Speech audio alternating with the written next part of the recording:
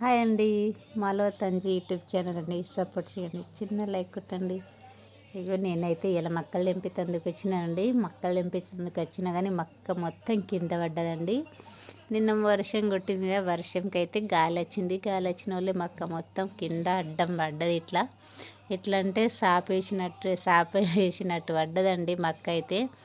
ఎక్కడైనా మాకు తెంపుడైతే అస్సలు సందిత్తలేదు.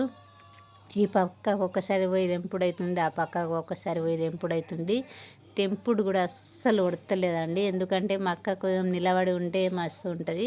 మళ్ళీ ఒక సైడ్ పడ్డా కానీ తెంపుకోవచ్చండి. ఇదైతే ఒక సైడ్ అయితే పడలే, ఎటంటే అటే పడ్డది. అందుకోసమే మాకు తెంపుడు కూడా అస్సలు ఉడతలేదండి. పాపం ఇంట అయితే బాధపడుతుంది, తెంపుడు ఉడతలేదని. కానీ మక్కలైతే తెంపేటందుకు అయితే వచ్చేసినాయి, ఎండినాయి, మక్కలన్నీ ఎండినాయి. కానీ మక్క అయితే అడ్డం పడ్డది, తెంపుడైతే అస్సలు ఉడతలేదు. ఆమెమో తెంపుకోరారు అంటుంది. రైతు ఎంత బాధలు ఉన్నా కానీ కైకి వచ్చిన వాళ్ళకైతే కడుపు రెండు అయితే అన్నం పెడతారు. ఇంత మక్క అంతా అడ్డం పడ్డది కదా, అంత బాధ ఉన్నా కానీ కొంచెం అయితే ఉప్మా గరైతే వండుకొచ్చింది. మా కోసం అయితే ఉప్మా వండుకొచ్చి దాని మీద అయితే టమాటా చారు చేసుకొచ్చింది. పాపం అంత రాత్రి లేచి ఎప్పుడు చేసి